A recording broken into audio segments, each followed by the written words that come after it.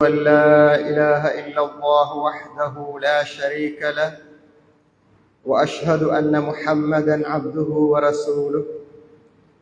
اللهم صل وسلم وبارك على سيدنا وحبيبنا وشفيعنا محمد بن عبد الله وعلى آله وصحبه ومن استنى بسنته واهتدى بهديه إلى يوم الدين.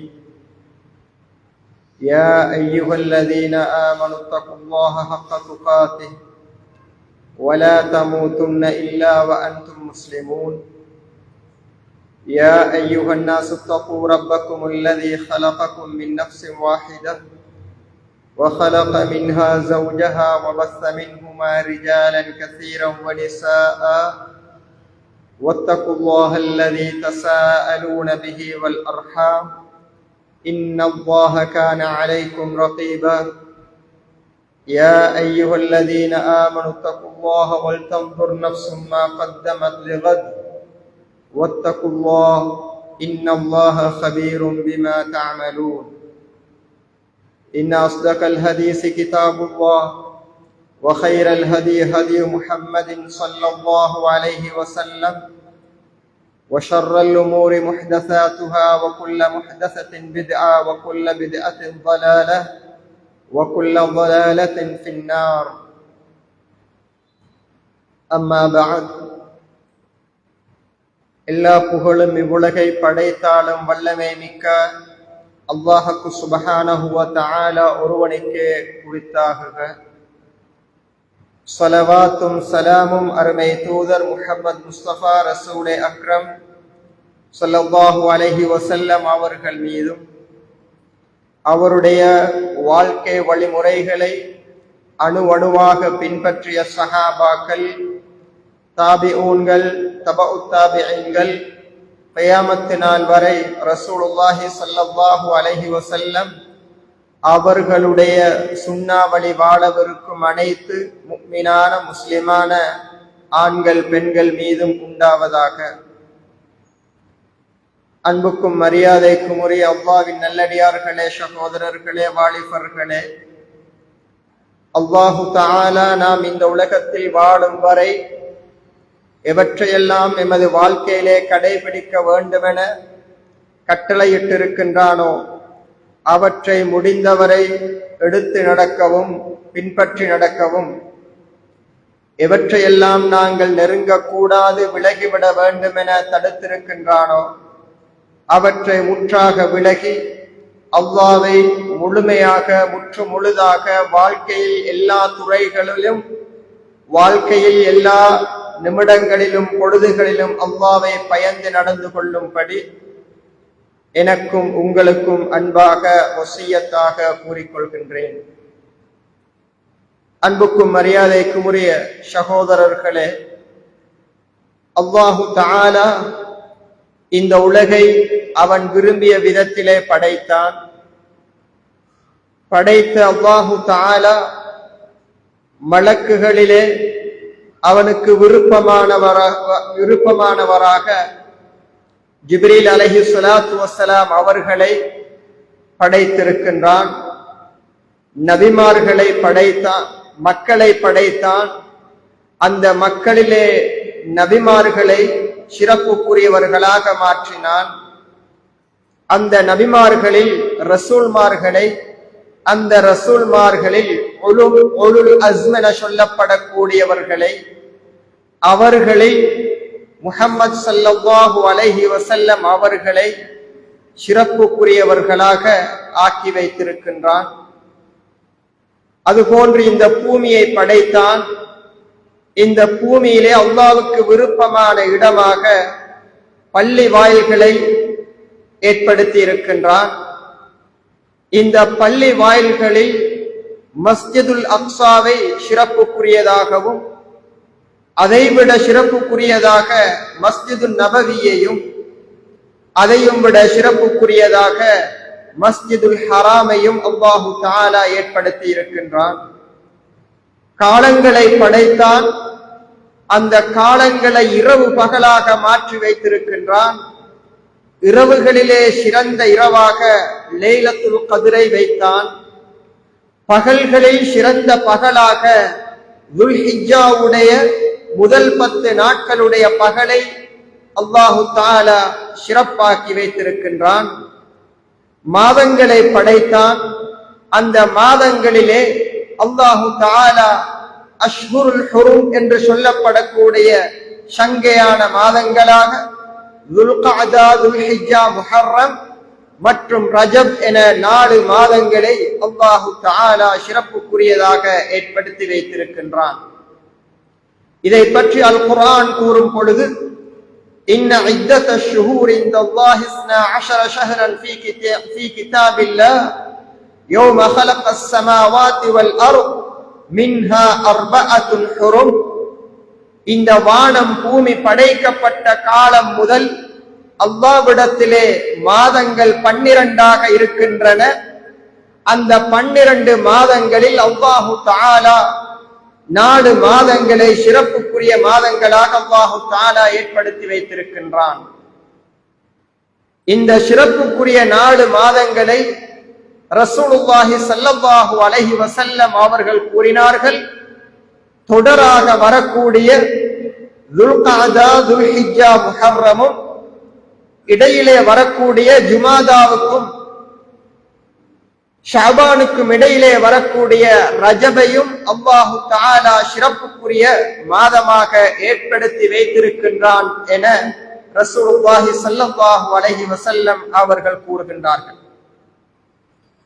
அன்புக்குரிய சகோதரர்களே, சில விடயங்கள் ஜாஹிலியா காலத்திலிருந்து பின்பற்றப்பட்டு வந்த விடயங்களை இஸ்லாம் அங்கீகரித்திருக்கின்றது. அவற்றில் ஒன்றுதான் ஜாஹிலியா காலம் முதல் சில மாதங்கள் சிறப்புக்குரியதாக இருந்தன. அதை இஸ்லாம் அங்கீகரித்திருக்கின்றது. இந்த நாங்கள் இருக்கக்கூடிய ஒரு சிறப்பான மாதத்தின் முதல் நாளிலே நாங்கள் இருக்கின்றோம்.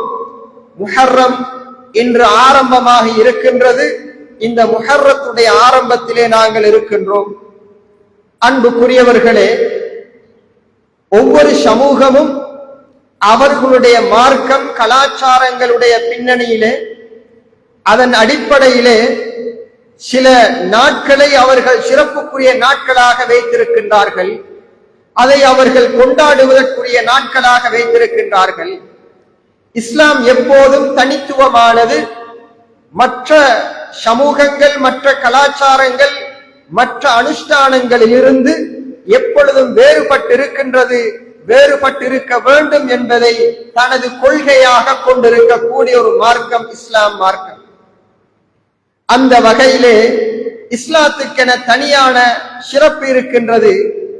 இந்த முஹர்ரம் மாதம் என்பது இஸ்லாம் அங்கீகரித்த ஒரு கௌரவமான, மரியாதைக்குரிய, சிறப்புக்குரிய ஒரு மாதமாக இருக்கின்றது.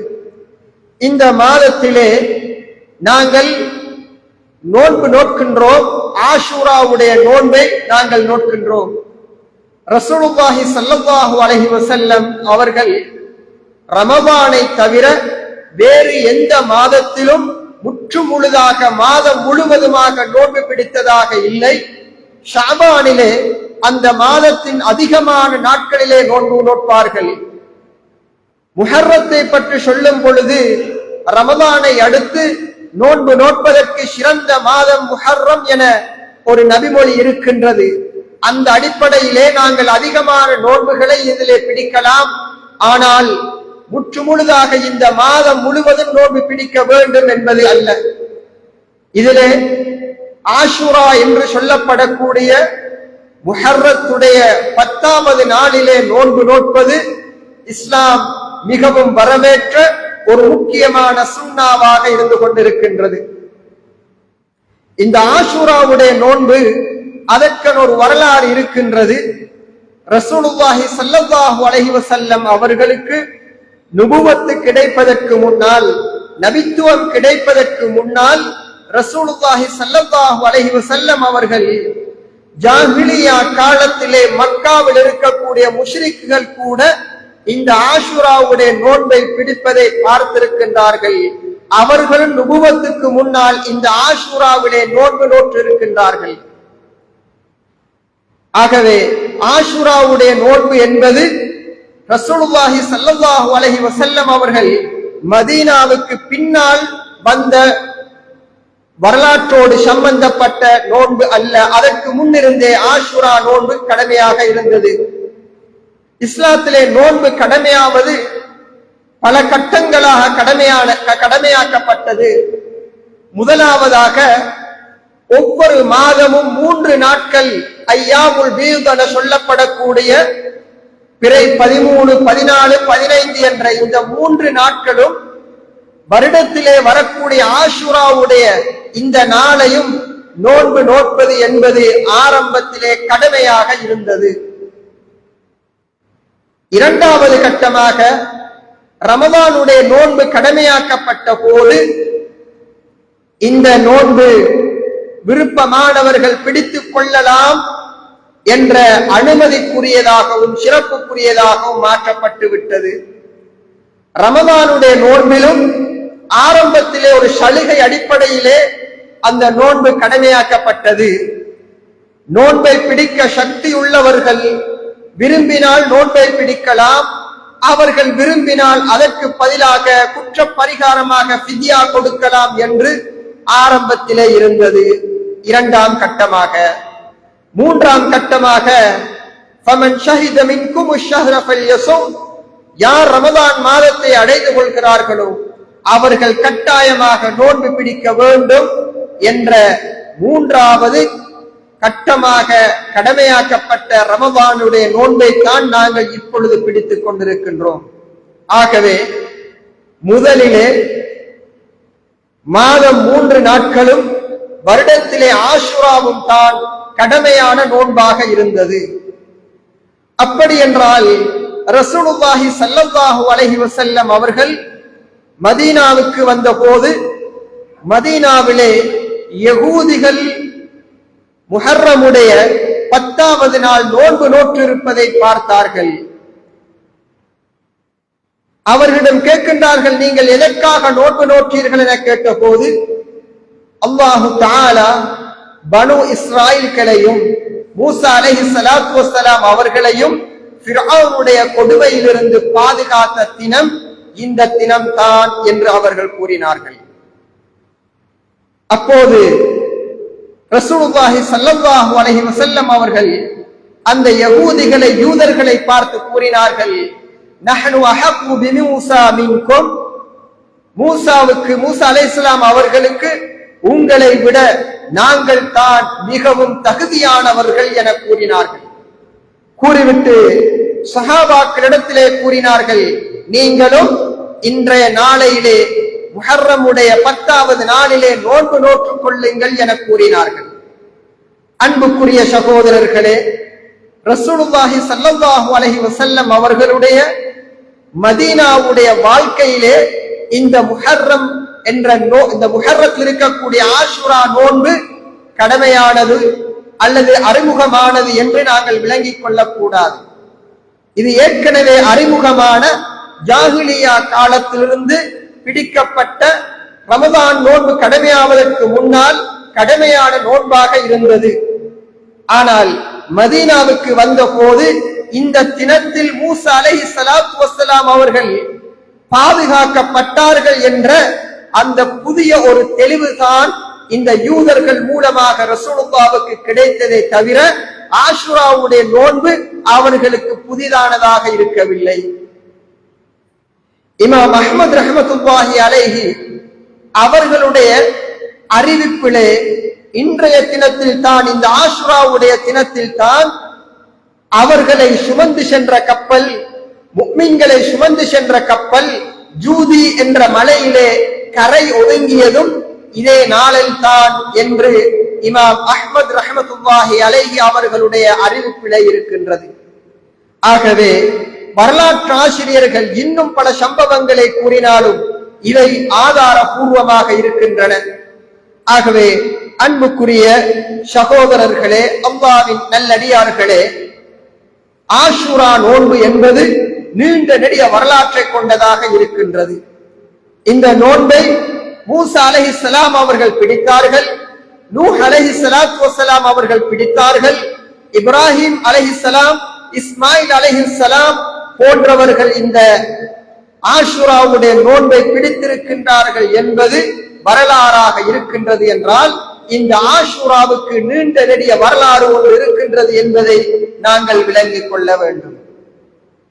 இந்த ஆஷுராவுடைய நோன்பை பிடிப்பதன் மூலமாக நமக்கு என்ன இலாபம் கிடைக்கும் என்றால், ரசூலுல்லாஹி ஸல்லல்லாஹு அலைஹி வஸல்லம் அவர்கள் கூறினார்கள், புகாரிலே வருகின்றது, இந்த ஆஷுராவுடைய நோன்பின் மூலமாக முன்னைய வருடத்துடைய பாவங்கள் அனைத்தும் மன்னிக்கப்பட்டு, பாவங்கள் மன்னிக்கப்படுவதற்கு ஒரு குற்ற பரிகாரமாக அல்லாஹு தஆலா இந்த சமூகத்துக்கு தந்திருக்கக்கூடிய மாபெரும் மகத்தான ஒரு கொடைதான் இந்த ஒரு நாளுடைய நோன்பாக இருக்கின்றது.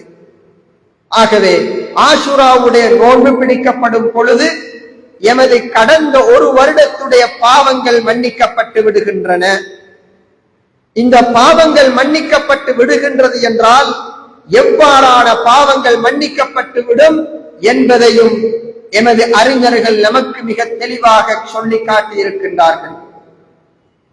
தொழுகை மூலமாக, வுதுவின் மூலமாக, குர்ஆனை ஓதுவதின் மூலமாக, சூரத்துல் கஹ்ஃபை ஓதுவதின் மூலமாக, இவ்வாறு அமல்கள் மூலமாக பாவங்கள் மன்னிக்கப்படுவது என்பது எல்லாம் சிறு பாவங்கள் தான் மன்னிக்கப்படுமே தவிர பெரும் பாவங்கள் நிச்சயமாக தௌபாவின் மூலம் மட்டுமே மன்னிக்கப்படும் என்பதை எமது அறிஞர்கள், உலமாக்கள் எனக்கு தெளிவாக கூறி காட்டியிருக்கின்றார்கள். ஆகவே இந்த ஆஷுரா நோன்பை நாங்கள் பிடிப்பதினூடாக எமது பாவங்கள் மன்னிக்கப்பட்டு விட்டன என்ற அகந்தை நம்மிடத்திலே வந்துவிடக் கூடாது. நாங்கள் மமதையோடு பாவங்கள் அற்றவர்கள் என்ற அந்த நிலைமைக்கு நாங்கள் வந்துவிடக் கூடாது. காரணம் என்னவென்றால், மன்னிக்கப்படக்கூடியது சிறு பாவங்கள் மட்டுமே. பெரும் பாவங்கள் தௌபாவின் மூலமாகத்தான் மன்னிக்கப்படும் என்பதை நாங்கள் விளங்கிக் கொள்ள வேண்டும். அடுத்ததாக இந்த முஹர்ரமும் இந்த ஆஷுராவுடைய நோன்பும் நமக்கு ஒரு புதிய ஒரு பாடத்தை கற்றுத் தருகின்றது. யகூதிகள், அந்த யூதர்கள் நோன்பு நோற்றிருந்தார்கள். ரசூலுல்லாஹி ஸல்லல்லாஹு அலைஹி வஸல்லம் அவர்கள் அதுவரைக்கும் ஆஷுராவுடைய நோன்பை 10வது நாள் மட்டும் நோன்பு நோற்றிருந்தார்கள். அவரிடத்திலே கேட்டார்கள், நீங்கள் எதற்காக நோன்பு நோக்கிறீர்கள்? நாங்கள் மூசா அலைஹிஸ்ஸலாம் அவர்களும் பனு இஸ்ராயல்களும் பாதுகாக்கப்பட்டதற்காக நாங்கள் நோன்பு நோக்கின்றோம் என கூறிய போது, அதை ரசூலுல்லாஹி ஸல்லல்லாஹு அலைஹி வஸல்லம் அவர்கள், அது நீங்கள் உங்களுடைய நபி என அதை புறம் தள்ளிவிடவில்லை. மாற்றமாக, நஹ்னு அஹக்கு பிமூசா மின்கும், உங்களை விட மூசாவுக்கு நாங்கள் தான் தகுதியானவர்கள் என்று மூசா அலைஹிஸ்ஸலாத்து வஸ்ஸலாம் அவர்களுக்கும் எமக்கும் இருக்கக்கூடிய அந்த நெருக்கமான உறவை நமக்கு கற்றுத் தந்தார்கள். ஒரு சமூகம் ஒரு கொடுங்கோல் சமூகமாக, அநியாயகார சமூகமாக இருப்பதின் காரணமாக அந்த சமூகத்துக்கு அனுப்பப்பட்ட நபி அவர்கள் எல்லா நபிகளை போன்று மதிக்கப்பட வேண்டியவர்கள். அந்த ஒரு நபியை கூட நாங்கள் மறுத்து விட்டாலும் நாங்கள் முஸ்லிம்களாக இருக்க முடியாது என்பது எமக்கு ஒரு புதிய பாடமாக இருக்க வேண்டும். அதே போன்று இந்த ஆஷுராவின் மூலமாக நாங்கள் படிக்க வேண்டிய மற்றொரு பாடம் என்னவென்றால், ரசூலுல்லாஹி ஸல்லல்லாஹு அலைஹி வஸல்லம் அவர்கள் கூறினார்கள், நீங்கள் யூதர்களுக்கு மாற்றமாக இருங்கள். நீங்கள் தனித்துவமாக இருக்க வேண்டாம், ஒரு சமூகத்தின் வாளாக இருக்க வேண்டாம். நீங்கள் சுயமாக தலையோடு இருக்கக்கூடிய ஒரு சமூகமாக இருக்க வேண்டும். எந்த சந்தர்ப்பத்திலும் மற்ற சமூகத்தை சார்ந்தவர்களாக இருக்கக்கூடாது என்பதை ரசூலுல்லாஹி ஸல்லல்லாஹு அலைஹி வஸல்லம் அவர்கள் மிக தெளிவாக நமக்கு காட்டினார்கள். எவ்வாறு என்றால், நான் அடுத்த வருடம் உயிரோடு இருந்தால் நான் யகூதிகளை போன்று 10வது நாளான ஆஷுராவை மட்டும் நான் பிடிக்க மாட்டேன். அவர்களுக்கு மாற்றம் செய்வதற்காக, எமது தனித்துவத்தை பாதுகாப்பதற்காக, எமது மார்க்கத்தின், எமது சமூகத்தின், எமது கலாச்சாரத்தின் தனித்துவத்தை பாதுகாப்பதற்காக நான் அவர்களுக்கு மாற்றமாக 9வது நாளும் நான் நோன்பு பிடிப்பேன் என கூறினார்கள். இதன் மூலமாக 9வது நாள் நோன்பு பிடிப்பதும் எனக்கு மிக முக்கியமான ஒரு சுன்னாவாக இருக்கின்றது. இந்த சுன்னாவுடைய விளிம்பு எங்கே இருக்கின்றது என்றால், நாங்கள் தனித்துவமான ஒரு சமூகமாக இந்த உலகத்திலே வாழ வேண்டும். மற்ற சமூகங்களால் வழிநடத்தப்படக்கூடிய ஒரு மந்தை சமூகமாக இருக்கக்கூடாது. எமது கொள்கையிலே தனித்துவம் இருக்க வேண்டும், எமது கலாச்சாரத்திலே தனித்துவம் இருக்க வேண்டும், எமது நம்பிக்கையிலே தனித்துவம் இருக்க வேண்டும், எமது நாளாந்த நடவடிக்கையிலே தனித்துவம் இருக்க வேண்டும். எம்மை முஸ்லிம் அல்லாத ஒருவர் பார்த்தால் இவருக்கு தனித்துவமான கலாச்சாரம், தனித்துவமான நம்பிக்கைகள், தனித்துவமான எல்லா விடயங்களும் இருக்கின்றன என்று விளங்கக்கூடிய அளவுக்கு நாங்கள் தனித்துவமானவர்களாக இருக்க வேண்டும் என்பதை இந்த ஆஷூரா நமக்கு மிக தெளிவாக கற்றுத் தருகின்றது. அன்புக்குரியவர்களே, வாலிபர்களே, இவ்வளவு தூரம் ரசூலுல்லாஹி ஸல்லல்லாஹு அலைஹி வஸல்லம் அவர்கள் எமது சமூகம் தனித்துவமான சமூகமாக, மற்ற சமூகத்தை பின்பற்றக்கூடாத சமூகமாக, மற்ற சமூகங்களின் மந்தைகளாக இல்லாமல் எப்பொழுதும் தலைவர்களாக இருக்க வேண்டிய சமூகமாக எம்மை வழி நடத்தினார்கள். அதைத்தான் விரும்பினார்கள். அன்புக்குரிய வாலிபர்களே, ரசூலுல்லாஹி ஸல்லல்லாஹு அலைஹி வஸல்லம் அவர்கள் தாடியை அழகாக வைப்பதையும் மீசையை கத்தரிப்பதை பற்றி சொல்லும் பொழுதும் கூட என்ன சொன்னார்கள் என்றால், யூதர்களுக்கு மாற்றமாக தனித்துவத்தை பேணுங்கள் என கூறினார்கள். அன்புக்குரிய வாலிபர்களே, எமது சிகை அலங்காரம் எமக்குரிய தனித்துவமாக இருக்கின்றதா? அன்புக்குரிய வாலிபர்களே, நாங்கள் பேசக்கூடிய வார்த்தைகள் எமக்குரிய தனித்துவம் அதிலே பிரதிபலிக்கின்றதா? எமது ஆடைகள் எமது தனித்துவத்தை காட்டுகின்றதா? எமது கலாச்சாரம் எமது தனித்துவத்தை காட்டுகின்றதா? எமது கல்வி எமது தனித்துவத்தை காட்டுகின்றதா என்று நாங்கள் வாழ்க்கையிலே ஒவ்வொரு அம்சமாக எடுத்து பார்க்கும் பொழுது இஸ்லாம் மிகவும் ஆவலாக எதிர்பார்த்திருந்த அந்த தனித்துவத்தை நாங்கள் விட்டுவிட்டு நாங்கள் தாசுஆவை நாங்கள் ஏன் பிடிக்கின்றோம் என்றால், யகூதிகளுக்கு மாற்றமாக நாங்கள் தாசுஆ நோன்பை பிடிக்கின்றோம் என்று சொல்வது மிகவும் கேவலமாகவும் வேடிக்கையாகவும் இருக்கின்றது. நாங்கள் தாசுஆவை நாங்கள் பிடிப்பது நிச்சயமாக அந்த யூதர்களுக்கு மாற்றமாக இருக்க வேண்டும் என்பதற்காகத்தான் நாங்கள் பிடிக்கின்றோம். அதில் எந்த விதமான சந்தேகமும் இல்லை. ஆனால் நாம் எம்மிடத்தில் ஒரு கேள்வி கேட்டு பார்த்தோம் என்றால், வாழ்க்கையிலே நாங்கள் 364 நாட்கள் அந்த யகூதிகளையும் நசாராக்களையும் அந்த கிறிஸ்தவர்களையும் இன்னும் உள்ள சமூகங்களுடைய கலாச்சாரத்தின் அடிமையாக, அந்த கலாச்சாரத்தின் மற்றொரு பிரதியாக, தனித்துவம் இல்லாத உள்ளீடற்ற ஒரு சமூகமாக 364 நாட்கள் வாழ்ந்துவிட்டு இன்று நாங்கள் தாசுஆ நோன்பை பிடிக்கின்றோம், நாங்கள் யகூதிகளுக்கு மாற்றமாக இருக்கின்றோம் என்று சொல்வது வேடிக்கையாக இல்லையா? ரசூலுல்லாஹி ஸல்லல்லாஹு அலைஹி வஸல்லம் அவர்கள் இதற்குத்தான் எமது தனித்துவத்தை பாதுகாத்து தந்தார்களா? அன்புக்குரிய வாலிபர்களே, சிறார்களே, பெற்றோர்களே, உங்களுடைய சிறார்களை, குழந்தைகளை வளர்க்கும் பொழுது, அவர்கள் தொட்டிலே இருக்கும் பொழுது அன்றிருந்தே நீங்கள் அல்லாஹ்வை, ரசூலை, எமது சமூகத்தின் கலாச்சாரத்தை, எமது சமூகத்துக்கு ஒரு தனித்துவம் இருக்கின்றது என்பதை நீங்கள் கற்றுக் கொடுக்காமல் விட்டுவிட்டால் அவர்கள் பெயர் பதவிகளில் மட்டுமே முஸ்லிம்களாக இருப்பார்கள். ஆகவே அன்புக்குரிய சகோதரர்களே, வாலிபர்களே, தனித்துவம் என்பது 365 நாட்களும் 24 மணித்தியாலங்களும் நாங்கள் தனித்துவமான சமூகமாக இருப்பதற்கு நாங்கள் முயற்சி செய்ய வேண்டும். அன்புக்குரியவர்களே, அடுத்த ஒரு முக்கியமான விடயம் என்னவென்றால், இந்த முஹர்ரம் மாதம் என்பது எமது வருடத்தின் ஆரம்பமாக, புது வருடத்தின் ஒரு ஆரம்பமாக இருக்கின்றது. எனக்குரிய வருடத்தை நாங்கள் கிபி என நாங்கள் கூறுவதற்கு பதிலாக ஹிஜ்ரி என நாங்கள் கூறுகின்றோம். இந்த ஹிஜ்ரி என்பது இஸ்லாமிய வரலாற்றை பொறுத்தவரையிலே 2 சம்பவங்கள் முதலாவதாக ஹிஜ்ரத் என்பது இஸ்லாமிய வரலாற்றிலே முக்கியமான ஒரு மைல்கல்லாக இருப்பதை நாங்கள் பார்க்கின்றோம். ஹிஜ்ரத்துக்கு முற்பட்ட முஸ்லிம்களுடைய வாழ்க்கைக்கும் ஹிஜ்ரத்துக்கு பின்பற்ற முஸ்லிம்களுடைய வாழ்க்கைக்கும் இடையிலே மிகப்பெரிய வித்தியாசம் இருப்பதை நாங்கள் பார்க்கின்றோம்.